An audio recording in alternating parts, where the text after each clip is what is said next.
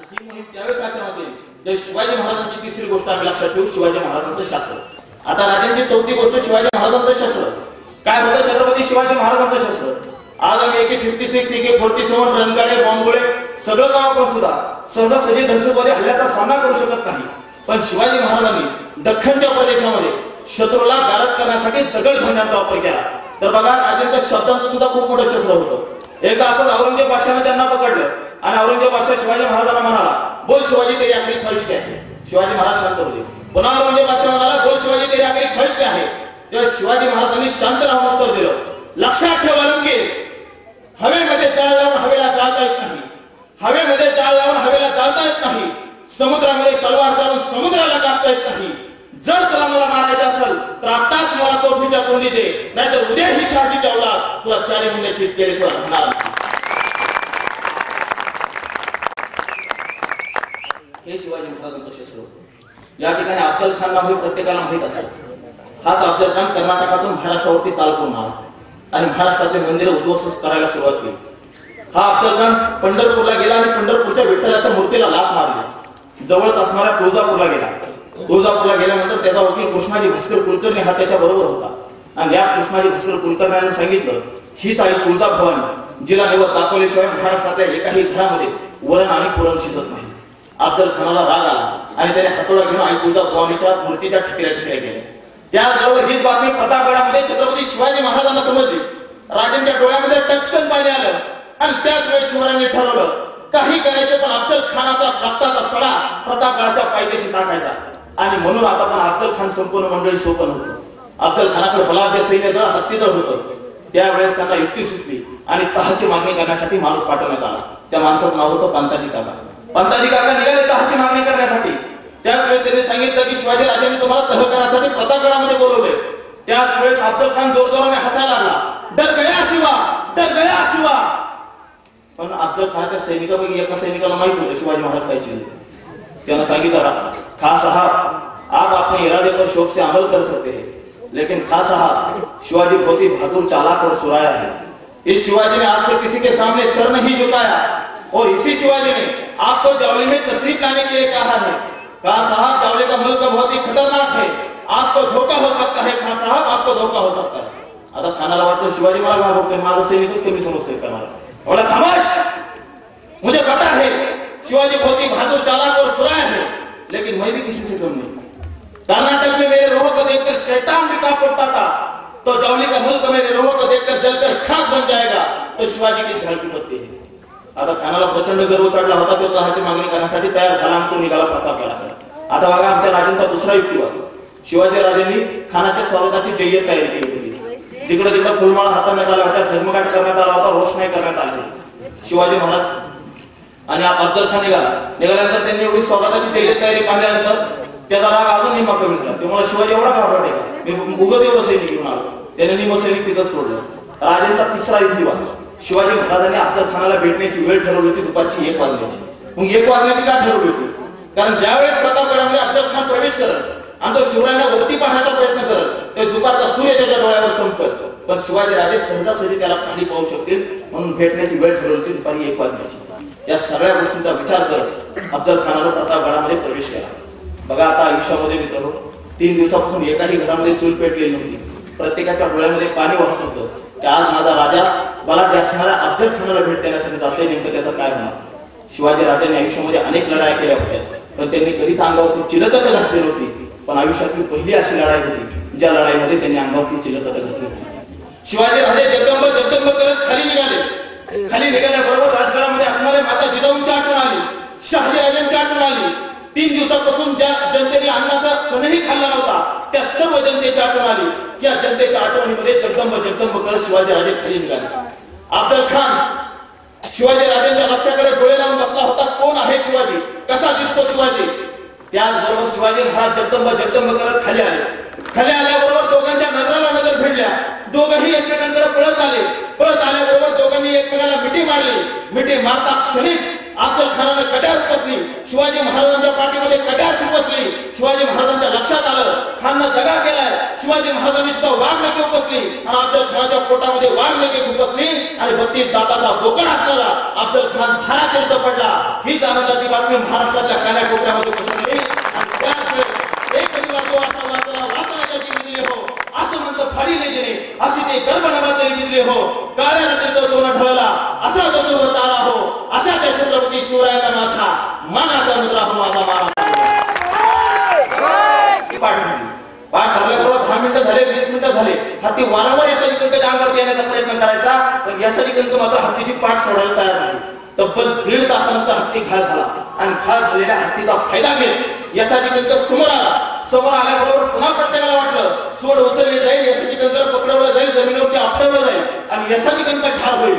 पण मंडळी तेवढ्या शमशेर उपसली गेली शमशेर चालवली गेली आणि हत्तीच्या सोंडीचे 2 तुकडे करण्यात आले. कुतुबशाह पळत आला आणि कुतुबशाहनं यासाठी कंकाची पाठ थोपटली आणि यासाठी कंकाला सांगितलं गेल्या 1.5 तासापासून तू माझ्या हत्तीच्या पाठीमागे होता. तू वार करू शकला असता पण तू वार का केला नाही. तेव्हा आमच्या यासाठी कंकानं उत्तर दिलं आमच्या राजांनी आम्हाला सांगितलंय मानेवरती जरी तलवार आली तरी पुढून वार करायचा पाठीमागून वार करायचा नाही.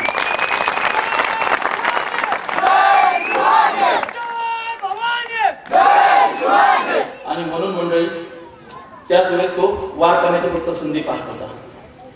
एवढंच नाही तर या ठिकाणी मला एक प्रश्न विचारायचा आहे की इतिहासामध्ये एक असं पात्र होऊन गेलं जो हुबेहूब शिवाजी महाराजांसारखं दिसत होतं. त्याचं नाव समजेल का?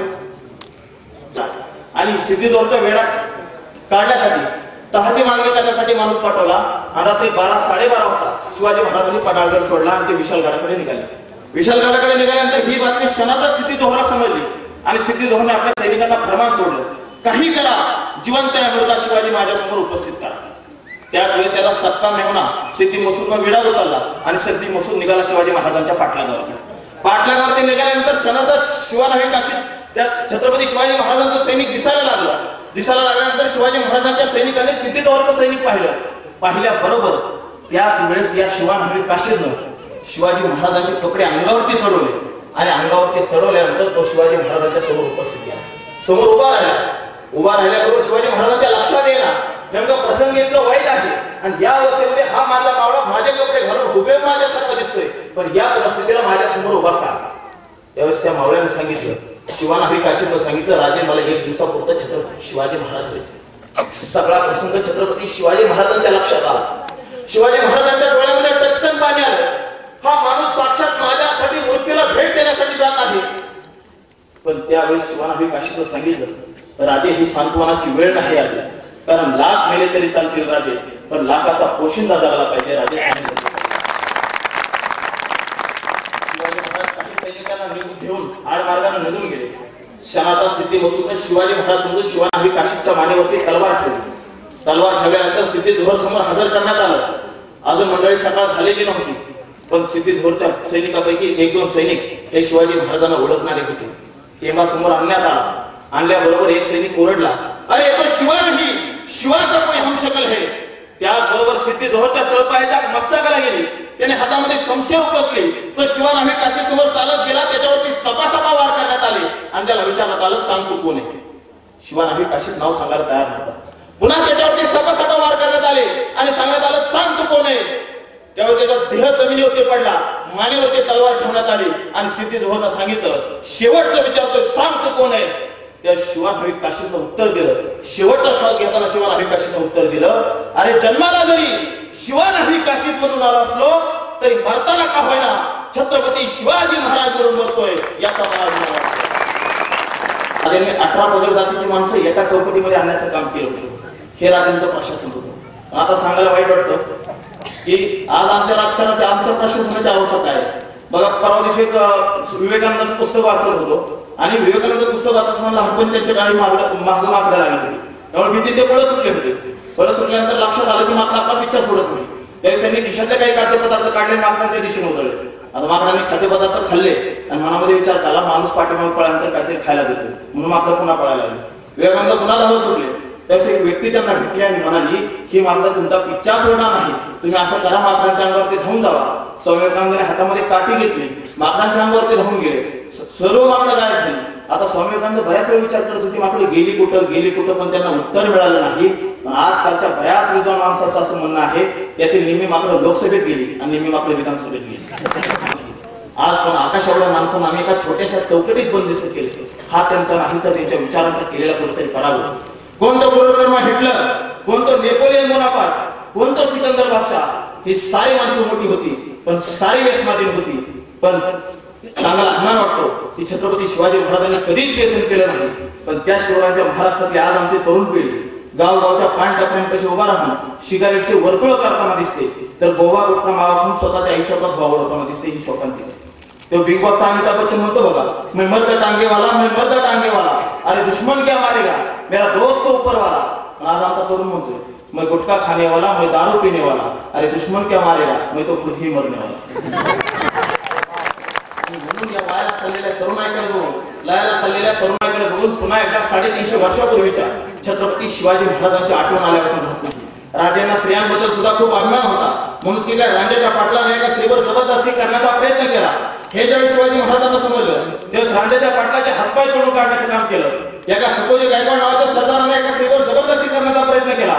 हे ज्यावेळी छत्रपती शिवाजी महाराजांना समजलं ते सकोजी गायकवाड नावाच्या सरदाराचे डोळे काढण्यात आले.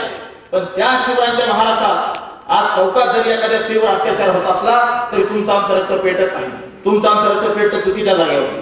क्रिकेटमध्ये वर्ल्ड कपची मॅच झाल्यानंतर सचिन पासून हरभजन सिंग पर्यंत आणि हरभजन सिंग पासून झहीर खान पर्यंत प्रत्येकाचे पोस्टर जाळण्यामध्ये तुमचं आमचं रक्त पेटतं. पण महाराष्ट्रामध्ये मुंबईच्या पांगळ्या मुलीवर बलात्कार, कोटेवाडीच्या 70 वर्षाच्या महिलेवर बलात्कार, रिंकू पाटील, रुचा ओझा, अमृता देशपांडे सारख्या स्त्रिया एकतर्फी प्रेमातून दिवसा ठेवल्या मारल्या जातात. त्यावेळेस मात्र तुमचं आमचं रक्त पेटत नाही. आणि म्हणून या थंडावलेल्या रक्ताच्या तरुणांना बघितल्यानंतर पुन्हा एकदा आम्हाला आमचा मान, आमचा स्वाभिमान राजे शिवछत्रपतींची आठवण आल्यावर राहत नाही. मंडळी, खऱ्या अर्थानं पण आता छत्रपती शिवाजी महाराजांना मला आठवायचं आहे तर मनामध्ये साठवायचं, आणि मनामध्ये साठवायचं नाही तर त्यांचे विचार आयुष्याच्या मनावरती पेटवायचे आहेत. माझ्यानंतर शहीद कल्याण काळे यांचं पुन्हा एकदा पोवाड्याचा कार्यक्रम या ठिकाणी होणार आहे. आणि मला एक माहिती, आमचे नितीन मानगुडे पाटील सुद्धा म्हणतात ज्याला भाषणाला सुरुवात केल्यानंतर कुठं थांबायचं हे ज्याला कळतं तो खरा व्याख्याता असतो. नाहीतर खऱ्या अर्थानं आज व्याख्यात्यांनी दिवस इतके वाईट आणलेले की असंच माझा एक मित्र एका गावात व्याख्यान करायला गेला आणि तुमच्यासारखे 1000 माणसं पुढे बसलेली होती. आज या भारताचं भाषण सुरू झालं. लोकांना वाटलं आता थांबल मन थांबल, आता थांबल मन थांबल, पण भाषण काय थांबला तर पण 2 तास झाले. 2 तासानंतर तुमच्याकडून जी संख्या होती त्याचा एक पुढे एक तळवट टाकलेला होता, त्याच्यावर 2 जण बसले होते आणि मागं बी तळवल्याकडे निवांत बसला होता. आता त्या दोघांनी मागच्या विचारलं, कारण बाबा तुला लयच भाषण आवडतं वाटतं, लय वेळ झालं तू बसलाय. ते तो रिलून बसलेला म्हणला, नाही बाबा मी गावातून उठून गेलो असतो पण तुम्ही ज्या तळवटा बसलाय तो माझा आहे म्हणून. कालांतराने ते सुंदर आणि वेगळ्या पद्धतीची शिवजयंती या ठिकाणी साजरी झाली. आणि खऱ्या अर्थानं तुमचे मार्गदर्शक म्हणजे जगदंबा ग्रुपचे मार्गदर्शक जर कर्तृत्व हे जर टॉलिवूड असतं तर टॉलिवूडचे रजनीकांत, कर्तृत्व जर बॉलिवूड असतं तर बॉलिवूडचे अमिताभ बच्चन, आणि कर्तृत्व जर क्रिकेट असतं तर क्रिकेटमध्ये सचिन तेंडुलकर, असा दत्ता तापकीर साहेब या ठिकाणी मला बोलवलं. त्याचबरोबर आमचे मित्र मनोज कोतकर केळगावचे युवा नेते ते सुद्धा या ठिकाणी उपस्थित राहिले, त्यांचा आभार व्यक्त करतो. दुसरा मित्र सागर निमशे बुरानगरचा, तोही या ठिकाणी उपस्थित राहिला, त्याचा आभार व्यक्त करतो. आपल्या गावातला माते नावाचा माझा एक मित्र आहे, तोही या ठिकाणी आहे. या सगळ्यांचा आभार व्यक्त करतो, सगळ्या मंडळीचा आभार व्यक्त करतो. आणि जाताना आणि शिवरायांबद्दल कृतज्ञता व्यक्त करताना शेवटी एवढेच म्हणतो, शुभा आता पुन्हा रणांगण पेटलं पाहिजे. शुभा आता पुन्हा रणांगण पेटलं पाहिजे. आधी निजामांचं काळे आता पुन्हा एकदा फाटलं पाहिजे. शुभा आता पुन्हा रणांगण पेटलं पाहिजे. छाती सोडा आता पाठीवरती वार आहे. छाती सोडा आता पाठीवरती वार आहे. दिन आपल्याला चालवले स्वतःचा बार आहे. त्या बार राष्ट्रमंडळ तुमचं पायातील तळ आहे. त्यांना सुद्धा नाचण्याची बंदी घातली पाहिजे. शुभा पुन्हा रणांगण पेटलं पाहिजे. आधी निजामांचं काळे पुन्हा एकदा फाटलं पाहिजे. माता भगिनींची इज्जत वाचवणारे ते कोण आहे? माता भगिनींची इज्जत वाचवणारे ते कोण आहे?